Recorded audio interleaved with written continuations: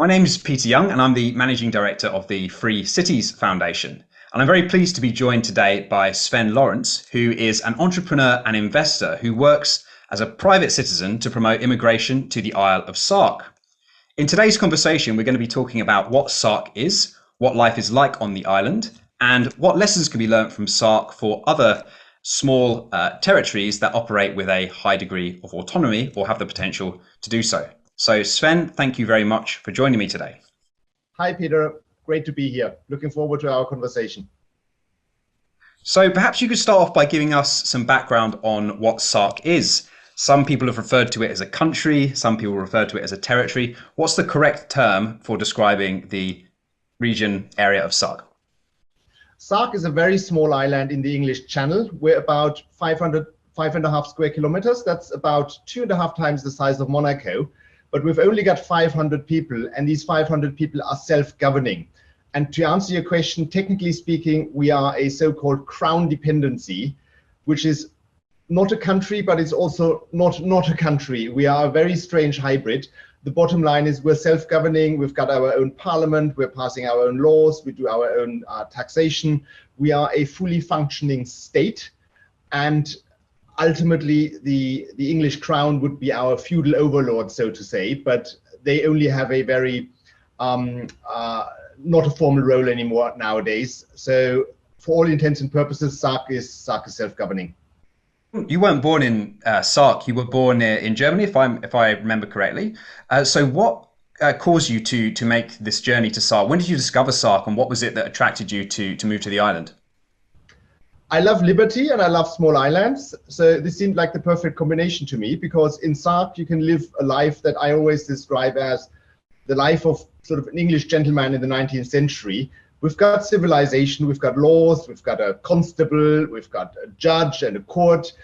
All of these institutions of government are there, but it's all on a very minimal level. We do governance on Sark that is all around the idea of government is there to serve the people. We're not here to build a vast bureaucracy that then becomes a living thing of its own, and you need to constantly feed that ever-growing beast that is the state. We simply don't have any of that here. We have a one-page tax return. Most of our government employees are volunteers or get paid very little and are part-time. The members of parliament, they are volunteers. We don't have political parties. It is very close to the kind of libertarian ideal that I just simply love living in. And the Financial Times recently called it Gold's Gulch in an article. And we are not the perfect representation of Gold's Gulch, but we're, I think, pretty close to it. Tell us a bit more about the governance side of Sark. So you said there are 500 people that are living on the island at the moment, and you have a very minimal government. I believe you have a head of state that is, what's the name of the head of state formally? The seigneur, or it's a dame if it's a lady. Oh, that's it. Yes, seigneur I read, and then or head of island. This is the official title. So, what does the state do in Sark, and how does it operate in a way that's different to what we might be used to? So, the starting point is that Sark has its own parliament, and when you look at an island that has 18 members of parliament, but only about 550 people, that pretty much gives you the highest density of members of parliament anywhere in the world, probably, and our governance is very much based on the idea, let's keep government as small as possible. We do regularly pass new laws, but Sark doesn't over-regulate. And for example, quite famously, and that's my favorite example, Sark has no employment law because the culture is that consenting adults can work out contracts between themselves. We don't need government to interfere in that. So whereas Sark, for example, has legislation for, say, financial services companies, there is regulation for that, and you can't just come to Sark and set up a bank. That would not be allowed. In other areas, we have a very minimalist approach, and Parliament meets 4 or 5 times a year. New laws are being passed every year. As I said, we have a constable and a court, and we also have a perpetual link to the English crown. New laws need to be sent to the English crown, who then have to give their consent, which is more of a formality than anything else. That's how government works over here, and it's all set within a government apparatus that is legally prohibited from taking on debt. we have one of the few governments in the world that has not a single pound of debt. Instead, it's got cash in the bank. And the government budget each year is about £1.5 million. That's about less than $2 million. So it's a very small operation. So for people that can't really imagine life on the island, can you paint us a picture of what it's like in terms of the climate, the culture, the facilities that are available? How many shops are there? What sort of things might you see or an experience during a day in living on Sark? Yeah, I think the starting point is very much you live in a quaint English village. That's very much how it feels like. The island itself is actually much bigger than people always think it is. I have this experience of many years of visitors coming here, and I take them around. And after several hours of walking them around the island, they come to the conclusion this is so much bigger than I thought. And we have all the basic infrastructure that we need. We have a supermarket and a small shop. We have an island doctor who's based here. We have a school with about 35, 40 children. The school is very good as well. Homeschooling is also allowed. We have a number of shops, a post office, of course, the Royal Mail delivers here, and DHL, UPS deliver here as well through an affiliate partner. So we run what I would like to see as a pretty modern English village, but it's set within the sea. We're obviously surrounded by the English Channel. Sometimes we're cut off occasionally for a day or two, because if the sea gets too rough, then our ferry can't go. And that does happen occasionally in winter and very, very rarely in summer. And it's a place where people say hello to each other. And I wouldn't say everyone knows everyone else. That would be a stretch too far. But you kind of know who is your neighbor, and you have a very spontaneous social life. You can, just tell your friends when you meet them in the street, hey, do you want to come over for a beer tonight? It's a lovely lifestyle, very old-fashioned, conservative, safe. I have only good things to say about it, I have to say. Can you tell us a little bit about the historical circumstances through which Sark was established as an independent crown dependency? It's right next to Guernsey and Jersey, which have got populations in the high tens of thousands. But how did Sark, such a kind of low populated island, become independent in this manner? Yes, there's really two key aspects to it. First of all, the Channel Islands used to be part of the Duchy of Normandy. And when you go back to William the Conqueror, there was a lot of back and forth between England and France. We're leaving that aside for now. The bottom line is that the islands basically remained independent. They were part of the crown, but never became part of the UK. And then what makes Sark so unique is the fact that the four Channel Islands, which is Guernsey, Jersey, Alderney, and Sark, they are effectively all governing themselves. Alderney is a slightly special case, but Guernsey and Jersey have their own parliament as well, and Sark does as well. And there's the obvious question, why aren't the Channel Islands, since it's only really 4 islands, why aren't they all governed by a single central government? And the answer to that is actually very simple, because 400, 500 years ago, you couldn't just easily go from one island to the other, especially in winter. And there were months where traveling was very difficult. So they were just given self-governance rights, because that was the only practical way to handle things.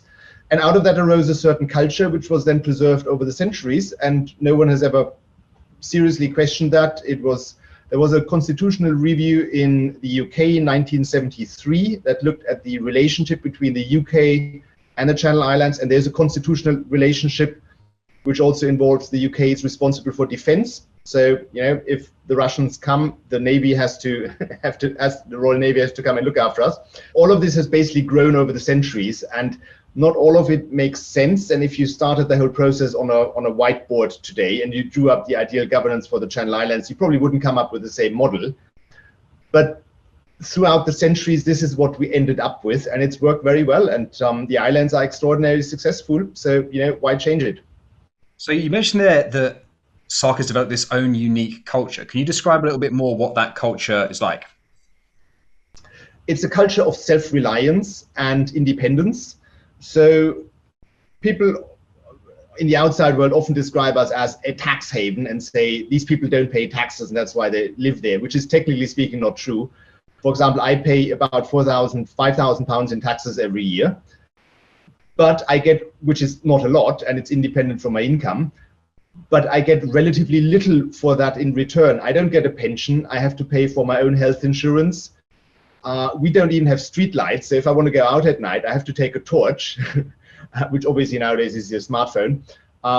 And the culture here is one that you rely on government for the absolute bare minimum, and everything else you take care of yourself.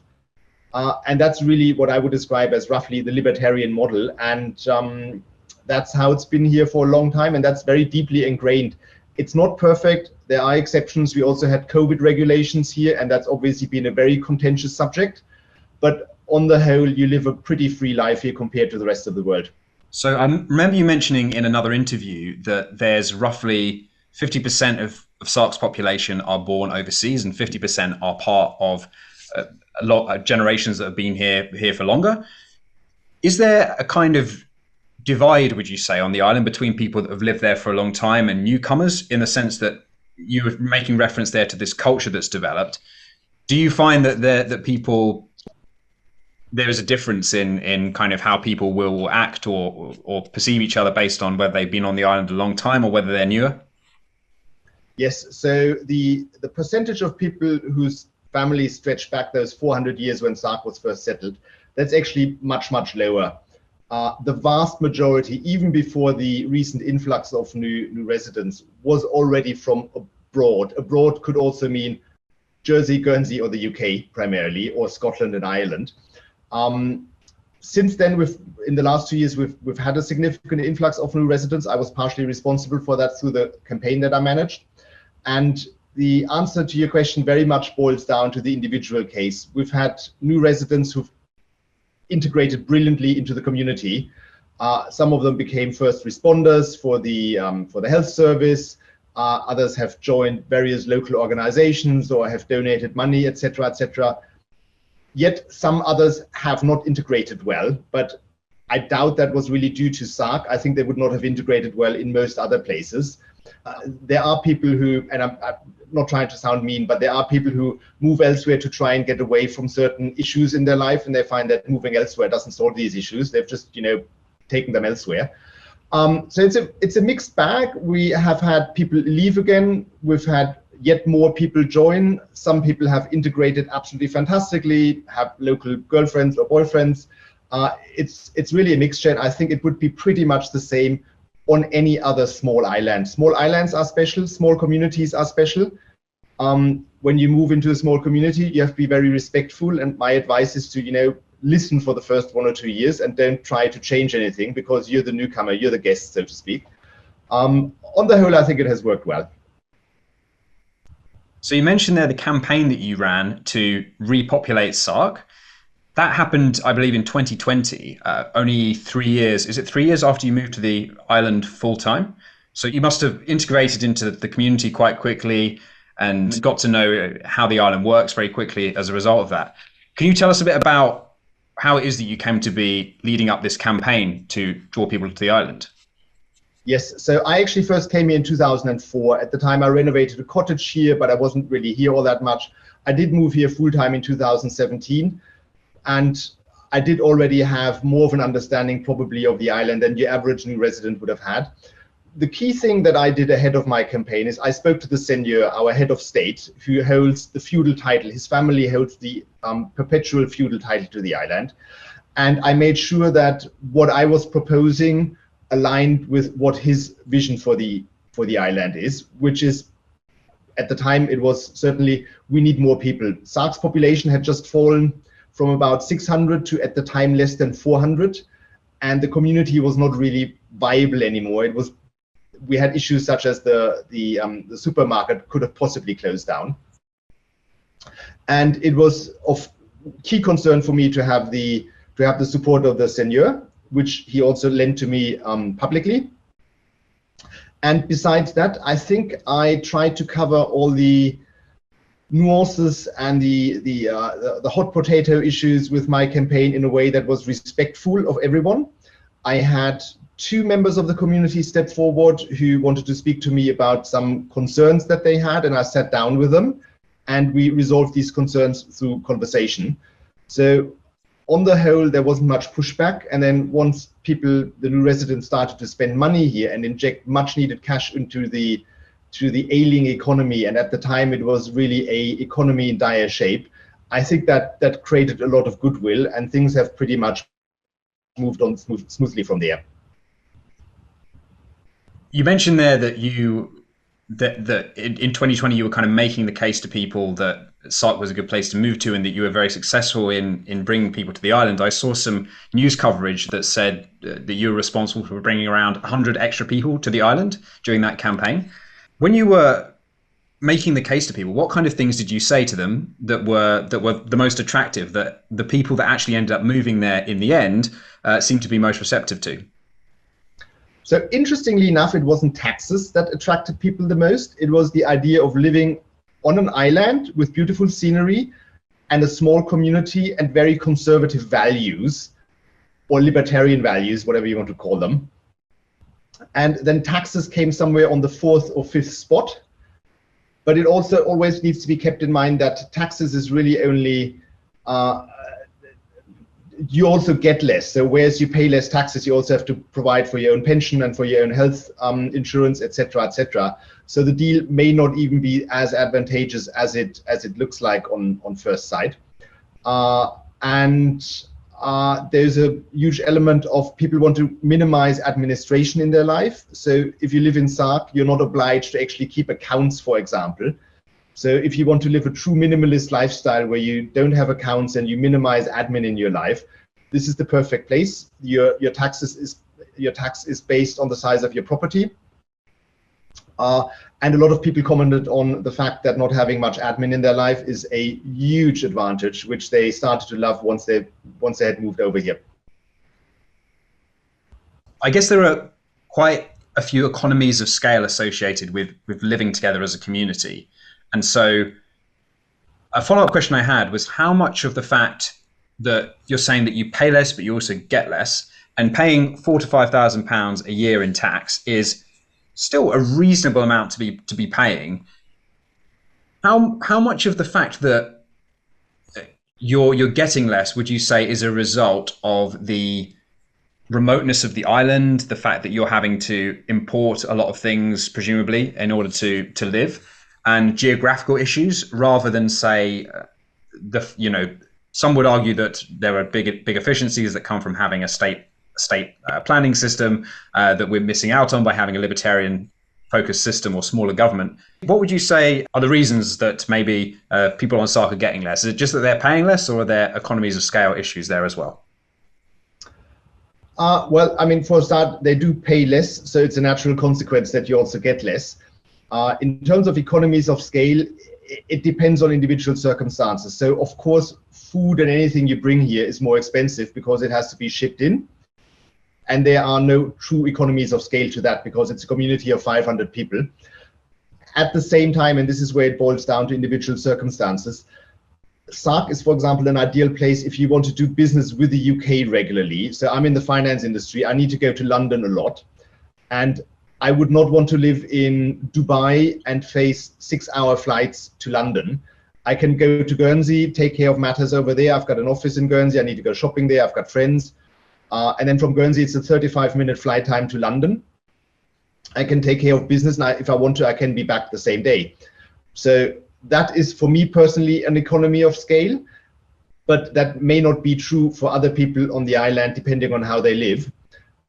It is certainly true that Sark is very much orientated towards the UK. So if you have to be in continental Europe on a weekly basis, this is definitely not the place to be. We're close to France. I can see the French coast from my house, but getting there is really difficult. And getting the UK to the UK is a lot easier and a lot less time consuming.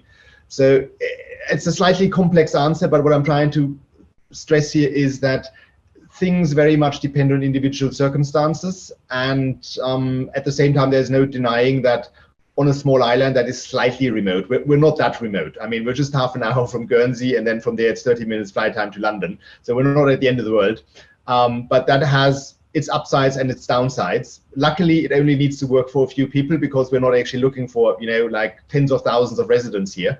And for a few people, it works perfectly well, such as for myself. So what's it like for people that might want to go and explore living in Sark? I've heard you mention previously that it's very good for people that have flexible jobs or jobs that can be done location independently. You've got very good Wi-Fi on the island. What about stuff like real estate? I think you've been involved in helping people with real estate in the past. And one of the things that I read in an article was that Sark has got real estate laws or land laws that date back to 1611. And this can mean that you're dealing with very archaic systems. So can you tell us a bit about the challenges associated with getting a property, moving in and becoming a resident of Sark? Is it something that's quite a process that you need quite a lot of guidance for? And how does it differ from, say, people from the UK listening to this that have bought property here? How would the situation differ in Sark? Absolutely. So I think it's really the ideal place if you run an online business of some kind, or if you can do most of your business online. Internet is very fast indeed, which is where Sark benefits from Guernsey, which is a financial center, and it's just got great connectivity, and we ride on the back of that. The single biggest problem of Sark right now, including for all the new residents or would-be residents, is the availability of real estate. When I started this campaign, the situation was different because about 20% of the real estate was actually empty at the time, and I could just easily connect new residents to a lot of homeowners who were desperate to get tenants. Often houses had been empty for years, or they had been rented out for peppercorn rent just so that someone switches on the heating. Sark is now kind of near capacity. There are still some properties, there are always some properties available at any given time because there's fluctuation. There are still a lot of properties that need renovation to be brought online again, so there is more space. But new development and additional housing is tightly restricted. And there is certainly an element of this is currently a major limiting factor. And the renovation of old properties has not taken off yet to the degree that it should have taken off to provide modern, comfortable, competitive residential living space. The quality of the housing on Sark is generally, it leaves a lot to be desired. And that makes it challenging for people to move here. So whereas on the one hand, you always find something that is available, of course, everyone has a very specific idea what kind of property they would love to live in. And the reality here is right now that if you want to move here, you really have to take one of the properties that is available right now, put down your base. And then once you live on the island, you are, of course, among the first people to hear whenever something becomes available. And then you can move up. And I would say that most people probably need to move up once or twice before they've got their ideal property. And it's doable, but it'll take a year or two, and it'll be a compromise. And then added on top of that, Sark is not a third world country. Our prices are like London, Zone 3, the suburbs of London. And one has to be realistic about this is not a cheap property destination as such, just because we've had this crisis. It's comparable to the UK. You mentioned earlier in the interview that one of the defining characteristics of Sark is that it has no employment law, so people are free to come up with any kind of employment arrangement they'd like. And you talked a bit there about the availability of properties and what the properties actually like. But the actual process itself, does the kind of lack of bureaucracy in areas like employment law also extend to easier, smoother processes when it comes to buying a house? The UK is known as being one of the slowest countries in the world for buying a property. It can take 5-6 months to get a property in a lot of circumstances, from the point that you're putting an offer to actually moving in. So what's it like in Sark in comparison? So the relatively light bureaucracy extends through most areas of life, one has to say, which is a great thing. With regards to properties, there are two aspects to this really. One has to say that generally in the Channel Islands, all of them, things don't move very quickly. That extends, for example, to Guernsey as well. I work in the finance industry, and we have a joke in our company. We always say that something that would take 1 day in London to get a reply to from service providers, in Guernsey it takes 7 days if you're lucky. And it's a slow-moving jurisdiction. And I have seen quite a few real estate transactions recently that took up to a year, but they could have been done faster if someone had really pushed for it. In theory, nothing should stop you from doing that within weeks. But there's some limiting factors, such as, for example, when someone lives abroad and wants to do it remotely, that naturally slows things down. And then I've had quite a few buyers for properties, for example, for whom this was like more of a hobby and a sideline within their much larger investment portfolio, so they weren't on top of it. So when I say it took a year, there's different factors playing into this. Renting can be done literally the same day if you find the right landlord, and often I've seen rental contracts that are 1 or 2 pages long, and some people even said, you know, you can have a verbal rental contract, which is very old-fashioned. On other occasions, things move painfully slow, and again, it's individual circumstances, but it's certainly not as fast as Dubai. It's just simply a different culture. A lot of landlords here don't use email, for example. If you want to view their house, they will tell you, I don't have photos to send to you. You need to come over and have a look at it. It's that sort of culture. You've now been traveling to Sark for almost 18 years, almost 20 years, and you've lived there full time for 5 years. What sorts of things have you learned during this time through your interactions with Sark? How has it changed your opinion on governance and the role that the state plays in our life, in particular because you've been talking about the way in which, you know, real estate and taxation, all these things work differently. What have you learned from the process? I think there are 2 key realizations. One is that being so close to all the people who are affected by policies and by changes, it teaches you a lot about life is hardly ever white or black. It's usually a lot of gray. And you learn this here because you quite often interact with members of parliament or with other citizens who are affected by a political initiative, by a new law that is being discussed here. And you can't hide, you don't live in a bubble. You're people who hold opposite views, you will always be exposed to them. So it's a bit like the opposite of the famous social media bubble that everyone lives in nowadays, the echo chambers. And I think you become more accepting and more tolerant towards other people's views and needs, and you realize that we're all in this together and we somehow have to flesh out the best compromise, and everyone has to give up something so that it works in the end. And that is actually a very rewarding and nice way to live. Sort of takes the extreme edges of things. And the other one is that government can truly be run on a very, very small budget indeed, and we don't actually need nearly as much government as we have in the Western world right now. I mean, the share of GDP of government in the Western world, depending on the country, is anywhere between 30 and 50%. I would say that it does not need to be more than 15 or 20% anywhere, and we could probably do with a lot less even. And I would see the main challenge of the Western world, and this is where Sark could serve as an inspiration. The main challenge of the Western world will be in the next couple of years to somehow dramatically reduce its size of government and its size of bureaucracy, because the money is just simply not there anymore, and bureaucracy is now truly bringing everyone's life to a grinding halt, and that needs to be reformed. And Sark admittedly is a special case. It is an extreme case as well, but I think the world could learn a lot from Sark in that regard. We don't need big government for absolutely everything. We could do with a lot less.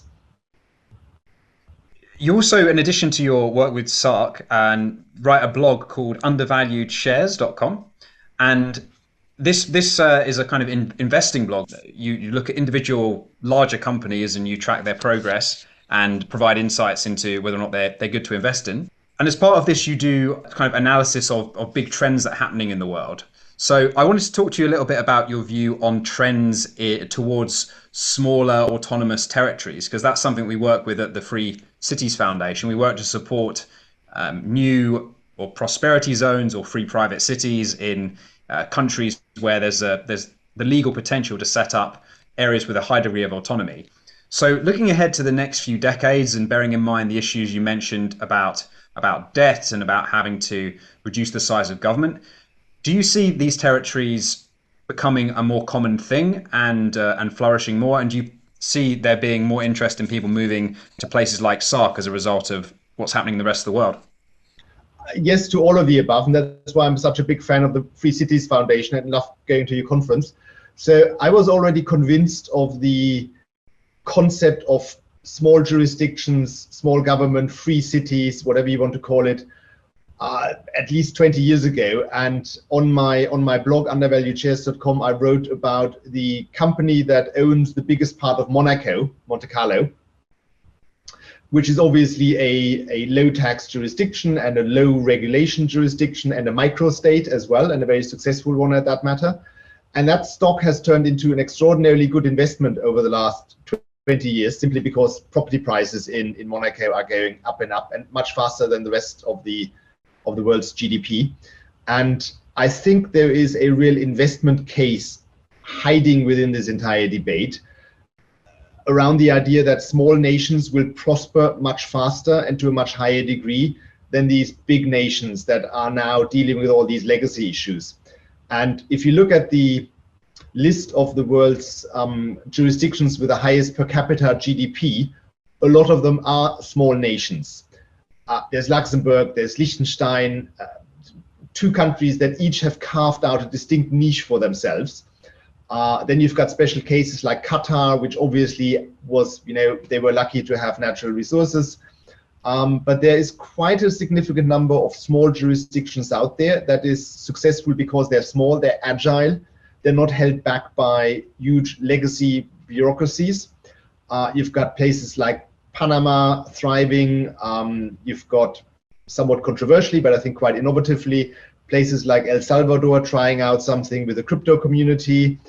Dubai, in a way, used to be a microstate, and now look at what it has become. It's on its path to become one of the truly great cities in the world, and a place that you simply cannot ignore anymore. Yes, I'm a fan of these small jurisdictions. They come in all shapes and sizes, and there's so many variations of it, especially economic zones, truly small countries. You've got former colonies. It's a whole body of science unto itself to analyze them from different perspectives. And I'm currently actually on a quest to find more investments in these places, because I think they will do very well over the next 10 to 20 years. A bit earlier in the interview, you mentioned some issues and how issues are resolved on the island. And obviously one of the big issues in the last two or so years has been the COVID pandemic. So I wonder whether you could say a bit about how that was handled, because in the UK, obviously it was a very contentious issue and there were long lockdowns. Did you have the same kind of thing there? And how was it decided what the right policies would be when you have a smaller community where people will know each other and you have a much smaller and largely voluntary parliament system? Yes, so it was definitely an interesting journey, as you can imagine, and it was a very contentious issue over here as well, to some degree. So since the Channel Islands managed their own affairs, they didn't have to go along with the regime of the UK. And what happened is that the islands of Guernsey, Alderney, and Sark, they teamed up to have their own COVID regulation, and then Jersey did its own regulation as well. And roughly, you can summarize it as, after this initial lockdown period, when everyone was in lockdown and everyone went along with with closing everything down because we didn't know what we were dealing with, Guernsey and Sark decided to pretty much close the border and do away with restrictions internally, and instead regulate who can go in and out. And when you came back, we were allowed to travel, but when you came back, you had to do 2 weeks of quarantine in your house, and it was very strictly enforced. So we had a lot of freedom. We had, for most of the time, I can't tie it down now to percentages, but for the absolute majority of time, we didn't have masks. Restaurants were open. Life was pretty much as normal, and you obviously, in a way, felt really good about that when you watched the news in the evening. At the same time, it also meant that traveling was hindered by the fact that coming back was 2 weeks of actual quarantine. And then there was a very, very high acceptance rate of vaccinations, which of course not everyone agreed with. And that did create frictions in the community. There's no doubt about it. That's how they handle it. I see myself as, I was a beneficiary for a long time because I stayed in a place where I didn't have restrictions. I simply stayed at home instead of traveling all the time. I actually rather enjoyed that, I have to say. But it's been a difficult time, and like everywhere else, we're still dealing with a political and financial and societal fallout from it. The policies that you mentioned there, obviously, it's always very difficult to decide when there are these unexpected events what the correct policy should be. At the end of the day, the decision-making process to actually come up with that policy of closing the border of Sark and introducing quarantines, who is that made by? Was that made by a kind of popular vote, or did the parliament make it, or is it the seigneur that has the final say on what can and can't be done in Sark? Yes, very good question. So Sark has the power to decide that itself, and this is handled through Parliament. And in sort of very practical terms, what Parliament in Sark does is it creates committees, and the committees then work out proposals, which then usually get accepted. In this particular case, Sark did something that Sark does quite regularly when it doesn't have the sheer capacity to manage an issue.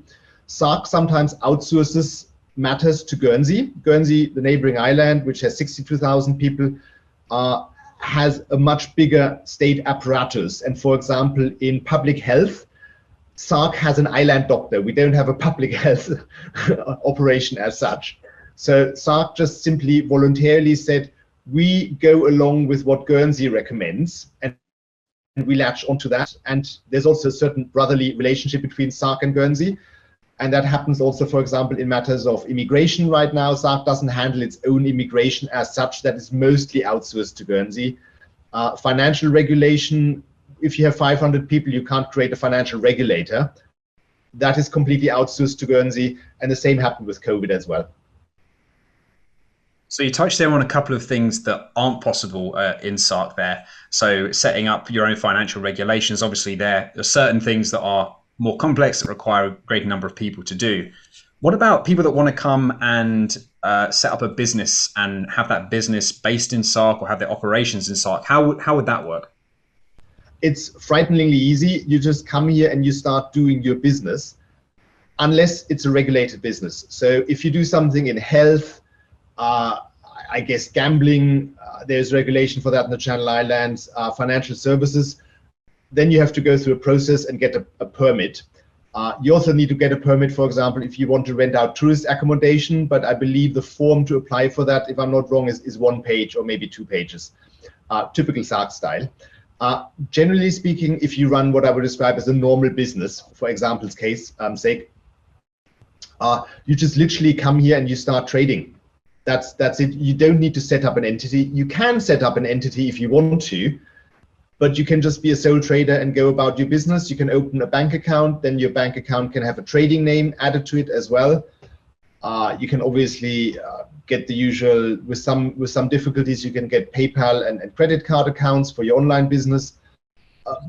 Anything can be done, and it's usually pretty straightforward. And running a business as such is not something you need to get a license or a permission for, unless it's a special kind of business.